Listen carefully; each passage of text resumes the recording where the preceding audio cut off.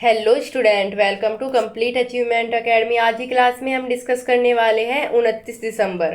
29 दिसंबर को हमारा जो एग्जाम हुआ था उसके क्वेश्चन पेपर। देखो, 29 दिसंबर और 30 दिसंबर का और हमारा सेट बचा है। 31 दिसंबर और 1 जनवरी का हमने क्लास फर्स्ट में ही डिस्कस कर लिया था, जो हमारी पहली क्लास हुई थी। तो एक सेट आपका और बचा है, फिर आप कंप्लीट कर चुके होंगे। ओके, तो चलिए देखते हैं। कक्षा 5 में पाठ किसके जंगल पर चर्चा करने। कक्षा 5 में एक चैप्टर दिया हुआ है, किसके जंगल। किसके जंगल पर चर्चा करने के लिए अध्यापिका ने सूर्यमणि के सच्चे किस्से को सुनाया, जिसमें उसने एक केंद्र तोरण की स्थापना की थी, जो कि देखता है। देखो, अगर आपने एनसीईआरटी नहीं पढ़ी तो आप इस क्वेश्चन का जवाब नहीं दे पाओगे। ओके, तो इसमें ये देखता है जमीन और जीविका की समस्याएं देखता है और कुड़ुक संस्कृति की समस्याएं देखता है। देखो, आपके एनवायरनमेंट का पूरा सिलेबस, देखो हमने इतने सेट डिस्कस कर लिए, लगभग हम 21 सेट डिस्कस कर चुके हैं।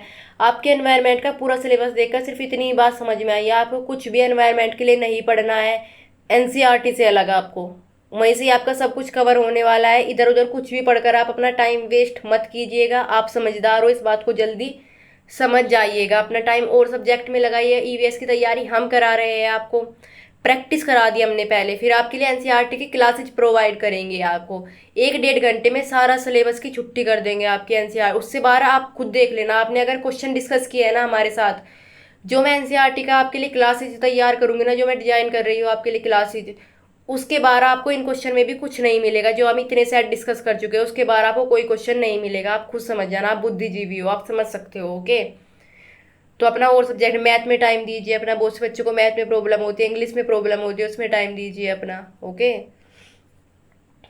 हमारे साथ जुड़े हो तो ये जिम्मेदारी हमारे ऊपर छोड़ दीजिए। जो सा सब्जेक्ट यहाँ पर आपका स्टार्ट कराऊंगी ना, मैं कंप्लीट कराऊंगी, बहुत अच्छे से कंप्लीट कराऊंगी, उसमें आपका एक भी नंबर नहीं कटने दूंगी। तो इसका हो जाएगा ए और डी, आपका करेक्ट हो जाएगा, option number C. Next question देखते हैं हम। निम्नलिखित में से किसके सहयोग भावना से कार्य करने का अभिप्राय सीखा जा सकता है। सहयोग भावना तो परिवार, समाज और खेल, इससे सहयोग सीख सकते हैं। निम्नलिखित में से कौन सा सामाजिक कीट नहीं है। तो ये सामाजिक कीट नहीं है, आपका भृंग नहीं है। ओके, ब्लैक ब्लैक कलर का एक कीड़ा होता है, इस टाइप का दिखता है थोड़ा। मैं थोड़ा चित्र भी लाने की कोशिश कर रही थी, पर वो मैं शायद भूल गई लाना। वलसाड़ शहर हैदराबाद, वलसाड़ कहाँ पर है। देखो, ये कुछ शहर की लोकेशन आपको याद रखनी है। वलसाड़ आपका गुजरात में है। हैदराबाद शहर तेलंगाना राज्य के सापेक्ष किस दिशा में स्थित है। देखो, यहाँ पर अगर तेलंगाना है, तेलंगाना यहाँ पर, हैदराबाद है तेलंगाना में, और गुजरात, गुजरात इधर का ही है आपका। तो ये वाला कौन सी डायरेक्शन हो जाएगी आपकी, ये हो जाएगी आपकी उत्तर पश्चिम डायरेक्शन, ऑप्शन नंबर डी। निम्न में से कौन सी मुद्रा आबू धाबी में प्रचलित है। अब आबू धाबी के क्वेश्चन देकर बहुत से स्टूडेंट ने सोचा होगा पेपर में कहाँ से क्वेश्चन दे दिया, अब हम विदेशों की मुद्रा भी याद करें। ऐसा कुछ नहीं है। आबू धाबी का चैप्टर आपके एनसीईआरटी में गिवन है, और वहां पर पहली लाइन में, उस चैप्टर की पहली लाइन में, मैं एनसीईआरटी पढ़ रही थी, मैंने देखा वहां पे लिखा है कि आबू धाबी की जो मुद्रा है वो दिरहम है। अब बताओ कहाँ से बाहर से क्वेश्चन दे रहे हैं, वहीं से तो दे रहे हैं आपको। कितना लिमिटेड सिलेबस है आपका सीटेट का। चेराऊ नृत्य में व्यक्ति बांस की डंडियों को पकड़कर युग्मों में एक दूसरे के आमने सामने जमीन पर बैठते हैं। जैसे ही ढोल बजता है, बांस को जमीन पर पीटा जाता है। नर्तक बांस की डंडियों के अंदर और बाहर पैर रखते हैं, कूदते हैं, ताल पर नाचते हैं। देखो, यहाँ पर तो आपको दे दिया कि ये चेराऊ डांस की बात हो रही है और आपको बताना है कहाँ पर किया जाता है। लेकिन हो सकता है आपके आने वाले एग्जाम में ऐसा ना देकर सिर्फ ये विवरण दे दे और पूछे कौन से नृत्य का विवरण है। तो यहाँ तक की तैयारी आपको करके चलनी है कि ये चेराऊ नृत्य का विवरण है। तो चेराऊ नृत्य कहाँ पर होता है आपका, मिजोरम में किया जाता है। Next question. छत पर वर्षा के पानी का संरक्षण करके भूम जल को पुनः भंडारित किया जाता था। इस पारंपरिक विधि का उपयोग किस राज्य में किया गया था। ये राजस्थान में किया गया था। Next question. भारत के निम्न राज्यों में से ब्रह्मपुत्र नदी कहाँ से होकर बहती है। देखो, ब्रह्मपुत्र नदी आपके अरुणाचल प्रदेश और असम से होकर बहती है। ओके, असम में एक मांजुली द्वीप बनाती है ब्रह्मपुत्र नदी, मांजुली द्वीप, सबसे बड़ा नदी द्वीप है मांजुली द्वीप। भावी पीढ़ी के सामाजिकरण में परिवार की महत्वपूर्ण भूमिका होती है। इस परिस्थिति में परिवार माध्यम है। देखो, महत्वपूर्ण भूमिका होती है तो परिवार प्राइमरी सोशलाइजेशन, प्राथमिक सामाजिकरण का माध्यम है। वातावरण को बचाने की आवश्यकता के लिए हुए कई आंदोलन में समर्थन मिला। निम्न में से किसने 1973 के चिपको आंदोलन में निर्णायक भूमिका निभाई। चिपको आंदोलन के प्रेरणा जो थे वो थे सुंदरलाल बहुगुणा। मेघा पाटकर किस आंदोलन से जुड़ी थी आपके, नर्मदा बचाओ आंदोलन से। Next question. महाराष्ट्र, मध्य प्रदेश और गुजरात में बड़े बांधों के निर्माण के कारण स्थानीय व्यक्ति को अपने प्राकृतिक आवास को छोड़ना पड़ा। इस प्रकार की गतिविधियों को क्या कहते हैं? इसको कहेंगे हम विस्थापन, डिस्प्लेसमेंट। ओके, जब अपने प्राकृतिक आवास को छोड़ना पड़ता है तो उसे डिस्प्लेसमेंट कहा जाता है। हमें पके हुए भोजन को खुला या बिना फ्रिज में रखे लंबी अवधि के लिए नहीं छोड़ना चाहिए। निम्न में से कौन सा कारक पके हुए भोजन को बेकार करने के लिए जिम्मेदार है? तो बैक्टीरिया हमारे भोजन को खराब कर देता है, जीवाणु। प्रत्येक भोज्य पदार्थ के पैकेट को उसे बंद करने की तिथि दी जाती है। पैकेट पर जो भी हम कुछ खरीदते हैं ना बाजार में, तो हमेशा ना एक्सपायर डेट देखकर खरीदना चाहिए। आपको भी मोस्टली लोग नहीं देखते गांव वगैरह में एक्सपायर डेट, तो एक्सपायर डेट देखकर खरीदना चाहिए। क्योंकि क्यों दी जाती है तिथि, यहाँ पर इसी क्वेश्चन पूछा है। प्रत्येक भोज्य पदार्थ की अपनी निर्धारित शेल्फ आयु होती है। बिल्कुल, हर भोज्य पदार्थ की अपनी एक एज होती है। ओके, उस एज के बाद उसका यूज हमारे लिए डेंजरस हो सकता है। भोज्य पदार्थ के प्रसंस्करण और पैकिंग की अवधि में कई परिरक्षकों का उपयोग किया जाता है। ये भी ठीक है, कुछ इस टाइप के प्रिजर्वेटिव डाले जाते हैं इससे वो भोजन खराब ना हो, वो एक लंबे टाइम तक ही काम करते हैं। कुछ निश्चित समय के पश्चात इनमें रोगाणु उत्पन्न हो सकते हैं जो इन्हें खराब कर देंगे। बिल्कुल सही है ये। हमें उन भोज्य पदार्थों का उपयोग नहीं करना चाहिए जिन पर लिखा हुआ समय समाप्त हो चुका है। देखो, एक्सपायर डेट के बाद हमें यूज नहीं करना चाहिए। गाँव में बहुत से लोग सीरियस नहीं लेते, अपने पेरेंट्स को भी समझाइए इस बारे में। ओके, जो भी सामान ले एक्सपायर डेट देख कर ले। तो ए, बी और सी, डी चारों ही करेक्ट हो जाएंगे। ऑप्शन नंबर ए इसका करेक्ट हो जाएगा। मच्छरों के प्रजनन की रोकथाम के लिए कई विधियां प्रस्तावित की जाती है। निम्न में से वह विधि ज्ञात कीजिए जो मच्छरों के प्रजनन को नहीं रोकती। देखो, नहीं नहीं पर विशेष ध्यान देना है आपको। नहीं कई बार हम पढ़ना भूल जाते हैं जिससे हमारा क्वेश्चन गलत हो जाता है। नहीं रोकती तो मच्छरदानी का प्रयोग नहीं रोकेगा। ओके, और सब रोकेंगे। देख लेना आप इनको एक बार। कूलर के पानी को सप्ताह में कम से कम 2 बार बदले। बिल्कुल करेक्ट है। तालाब और पानी इकट्ठा होने वाले स्थानों में मछली डाले, क्योंकि मछली क्या करती है, मच्छरों का लार्वा खा लेती है। यदि किसी स्थान पर पानी इकट्ठा हो तो तेल का छिड़काव करे। तेल के छिड़काव से भी मच्छर वहां पे नहीं पनप पाते, मर जाते हैं। दस्त के रोगियों को चिकित्सक परामर्श देते हैं कि वे अधिक मात्रा में उबालकर ठंडा किया हुआ पानी जिसमें चुटकी भर नमक व थोड़ी चीनी मिली हो पिए, क्योंकि केवल चीनी वाला पानी आंत नहीं सोख सकती। चीनी और नमक वाला सम्मिश्रण सरलता से सोखा जाता है। उबालने पर पानी जीवाणु रहित हो जाता है। तो ए, बी और सी तीनों ही ऑप्शन आप करेक्ट होंगे। ऑप्शन नंबर ए यहाँ पर आपका सही हो जाएगा। चलिए, पेडागोजी के क्वेश्चन स्टार्ट हो गए। कक्षा 3 में हमारा भोजन नामक अध्याय पढ़ाते समय शिक्षक जो सब विद्यार्थियों से आपस में चर्चा करने को कहते हैं उन्होंने कल क्या खाया। इस चर्चा का क्या उद्देश्य है? देखो, इस चर्चा का उद्देश्य है भोजन की विविधता के पहलुओं को साझा करना। ऑप्शन नंबर बी यहाँ पर करेक्ट हो जाएगा। कक्षा 4 5वां अध्याय अनीता एवं मधुमक्खी में अनीता कुशवाहा नाम की एक लड़की की सच्ची कहानी है जिसमें उसका वर्णन एक बालिका सितारा के रूप में उजागर किया गया है। इस प्रकार की पहल का सर्वाधिक उपयुक्त उद्देश्य क्या है? तो ये है ऑप्शन नंबर बी, यह दर्शाना कि नारी शक्ति किस प्रकार गतिशील है तथा समानता एवं सशक्तिकरण को प्रदर्शित करती है। नेक्स्ट क्वेश्चन देखते हैं।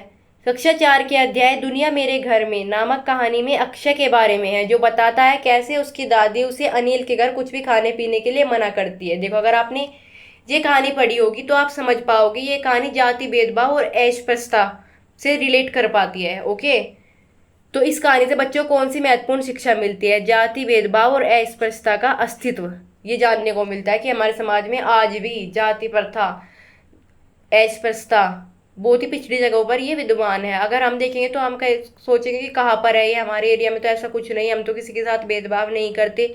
लेकिन बहुत जगह, इंडिया बहुत बड़ा देश है, बहुत जगह ऐसा होता है कि आज भी इन चीज़ों को लोगों को फेस करना पड़ता है। निम्नलिखित में से कौन सा कथन ईवीएस में सहपाठी आकलन को परिभाषित करता है? सहपाठी आकलन को विद्यार्थियों पर केंद्रित होता है ये, और जब वे दूसरे विद्यार्थियों का आकलन जोड़ो या समूह में कर रहे हो। तो ऑप्शन नंबर सी इसका करेक्ट हो जाएगा। कक्षा 3 के अध्याय हम चीज़ें कैसे बनाते हैं में दीपाली की कहानी किस पर केंद्रित है? दीपाली की कहानी, देखो इसमें है ना मोस्टली सारे क्वेश्चन डायरेक्ट आपके एनसीईआरटी से ही आ रहे हैं, और वो भी क्वेश्चन इस तरह के हैं अगर आपने एनसीईआरटी पढ़ी होगी ना आप तभी सोल्व कर पाओगे या अपनी क्लास अटेंड की होगी। तो ऑप्शन नंबर सी इसका करेक्ट हो जाएगा। ये थोड़ा हार्ड सेट कह सकते हैं हम, अब तक हमने जो डिस्कस किए ये वाला और इससे पहले वाला सेट जो हमने डिस्कस किया था वो भी हार्ड है, उसमें न्यूमेरिकल थोड़े इस टाइप से दिए हुए थे।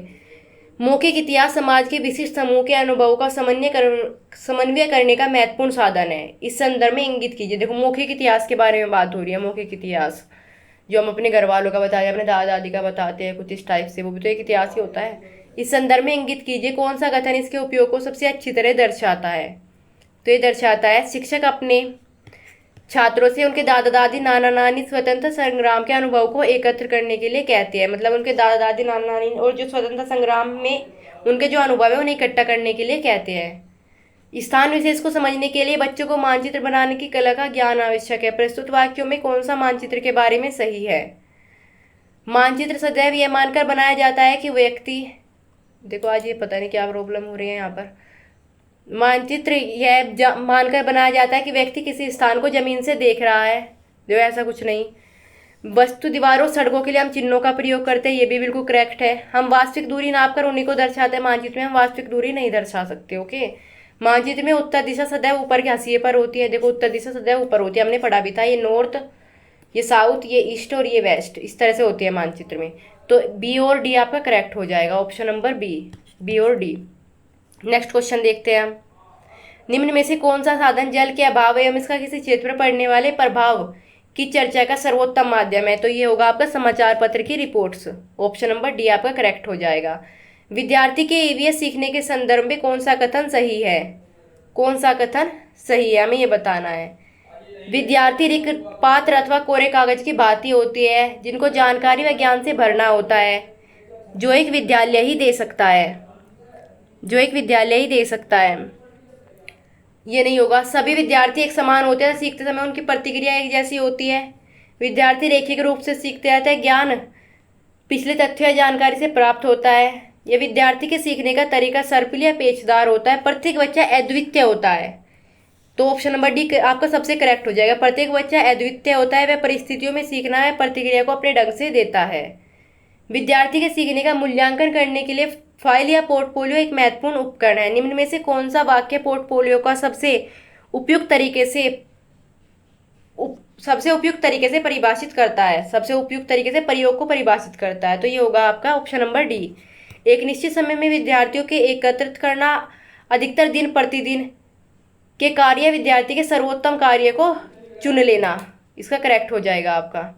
ओके, नेक्स्ट क्वेश्चन देखते हैं। कक्षा में विरोधी की परिस्थिति अक्सर उजागर होती है जब कोई छात्र किसी सामाजिक सांस्कृतिक विषय पर चर्चा प्रारंभ करता है, तो एक शिक्षक के रूप में आपकी क्या प्रतिक्रिया होगी? यहाँ पर आपको ये बताना है। तो इसका करेक्ट आंसर हो जाएगा, छात्र से कहेंगे कि अपने अनुभव साझा करें और कक्षा में इस विषय पर संबोधन करें। Next question. एक अध्यापिका की इच्छा है कि उसके छात्रों में वनस्पतियों के बारे में समझ व ज्ञान विकसित हो। इसके लिए उसे निम्न में से क्या करना चाहिए? वह छात्रों से पौधे के नाम कंठस्थ करके कक्षा में बताने को कहेगी, छात्रों से कहे वे विभिन्न प्रकार के पौधों के बारे में अपने माता पिता से पूछे, या फिर छात्रों को अपने साथ विद्यालय के बगीचे में चलने के लिए कहे तथा वहां पर सभी पौधों की पहचान करने के लिए कहे? तो ऑप्शन नंबर सी इसका करेक्ट हो जाएगा, इससे उनको प्रत्यक्ष अनुभव मिलेगा। कक्षा 3 के छात्रों को संचार के माध्यम से विषय पढ़ाते समय फरा अपने छात्रों में अन्वेषण को प्रोत्साहित करने के लिए कौन सी नीति का उपयोग करेगी?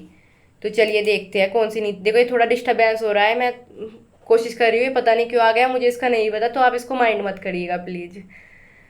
प्रोत्साहित करने के लिए निम्न में से कौन सी नीति का उपयोग करेगी? तो वो कौन सी नीति का उपयोग करेगी हमें देखना है।